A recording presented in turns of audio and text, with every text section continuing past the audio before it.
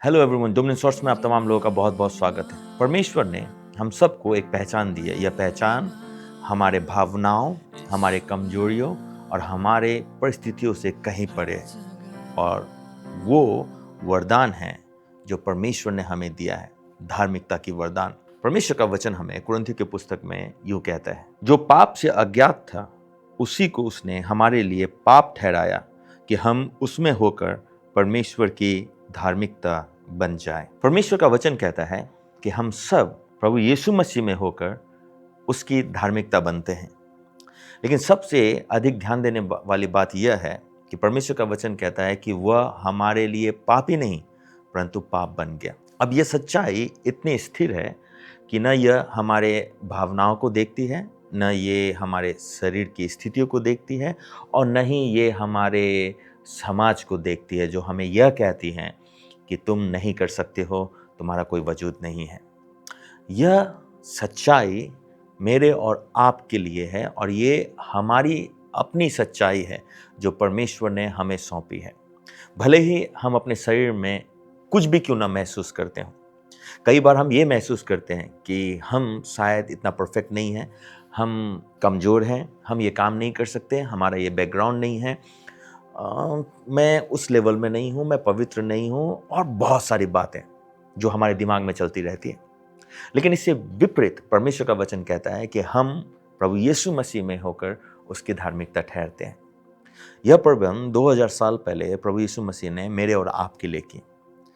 ध्यान दे इस वचन को। परमेश्वर का वचन कहता है कि वो हमारे लिए पापी नहीं परंतु पाप बन गया, और वह इसीलिए हमारे लिए पाप बना ताकि हम आज उसके धार्मिकता में जीवन जिए। देखिए, सच्चाई को इस सुबह बहुत सावधानी से समझिए। आपकी यह धार्मिकता आपके प्रार्थनाओं से परे आपके लिए हर एक चीजों का प्रबंध करती है। अब एक विश्वासी जरूर ये सवाल पूछ सकता है कि कैसे हमारी धार्मिकता जो परमेश्वर ने हमें सौंपी है हमारे लिए कैसे चीजों का प्रबंध कर सकती है। प्रभु यीशु मसीह ने इसीलिए अपने वचन में कहा कि तुम जब प्रार्थना करो तो अन्य जातियों के समान बकबक ना करो, क्योंकि तुम्हारा पिता जानता है कि तुम्हारी आवश्यकता क्या है। इसका अर्थ यह है कि जब हम परमेश्वर की धार्मिकता बनते हैं तो हम उसके वंश ठहरते हैं, और अगर हम उसके वंश हैं तो उसका जो कुछ इस पृथ्वी में है वो सब कुछ हमारा ठहरता है। इसीलिए परमेश्वर का वचन कहता है कि यह पृथ्वी और उसमें जो कुछ है वो सब परमेश्वर का है। इसका अर्थ यह होता है कि यह पृथ्वी और उसमें जो कुछ है वो न केवल परमेश्वर का है परंतु उनके वंशों का है। अब जब आप उसके धार्मिकता को ग्रहण करते हैं तो आप उसके परिवार में सम्मिलित हो जाते हैं और उसका परिवार बन जाते हैं।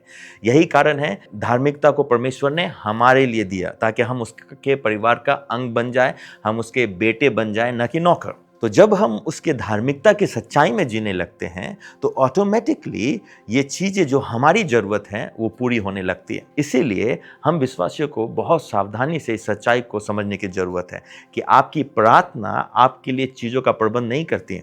सच्चाई तो यह है कि आपकी धार्मिकता आपके लिए चीजों का प्रबंध करती है। अगर आप धर्मी हैं तब आप उन आशीषों का जो आशीष परमेश्वर आपको देना चाहता है आनंद उठा पाओगे। यही बातें तो एक समय में मिस्री लोगों के साथ में घटी। एक शहर था और उस शहर में बहुत भयंकर भयंकर चीजें हो रही थी। अकाल पड़ रहे थे, जानवरों का प्रहार हो रहा था, पहलौठे मारे जा रहे थे। लेकिन उस शहर के अंदर एक मोहल्ला था जिसका नाम था गोसेन।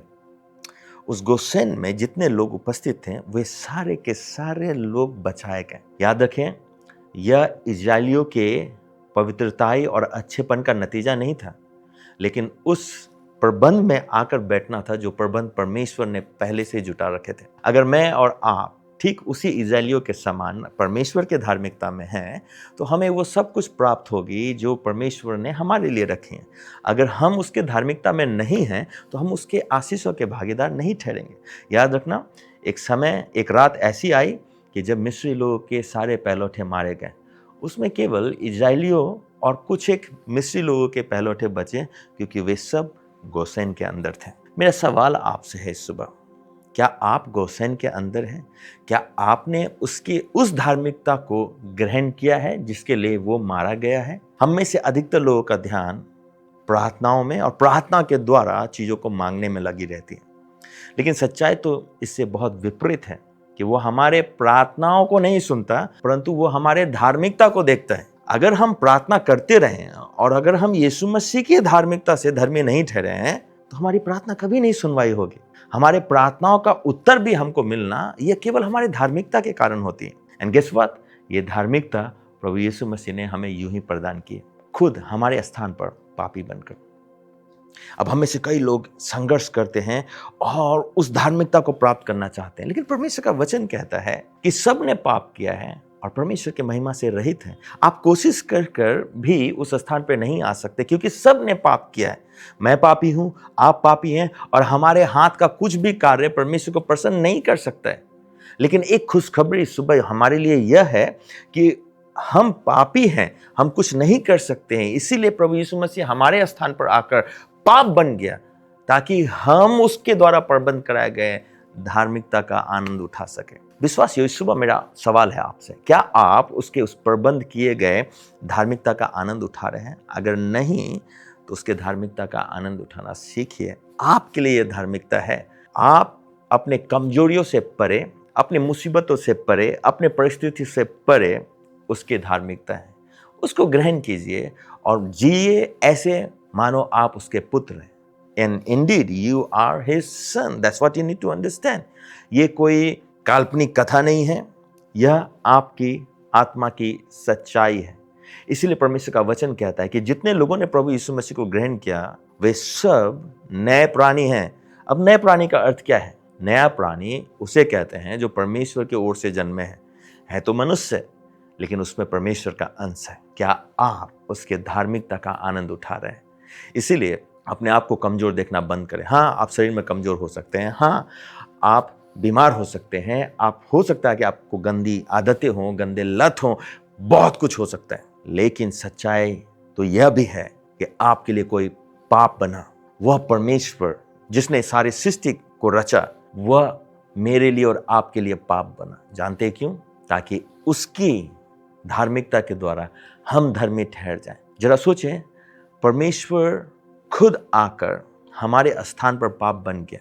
क्या फायदा उस धार्मिकता का यदि हम उस धार्मिकता को ग्रहण ना करें तो? इसीलिए जिस प्रबंध को यीशु मसीह ने इतने तकलीफ के साथ हमारे लिए प्रबंध करके दिया है, तो इस सुबह अपने आप को कमजोर बोलने के बजाय, इस सुबह अपने आप को पापी के रूप में देखने के बजाय उसके धार्मिकता को ग्रहण करते हुए उसको धन्यवाद देना सीखें। मेरी प्रार्थना है कि परमेश्वर आपके मन की आंखों को ज्योतिर्मय करें और यह सच्चाई आपके लिए प्रकट करें। God bless you.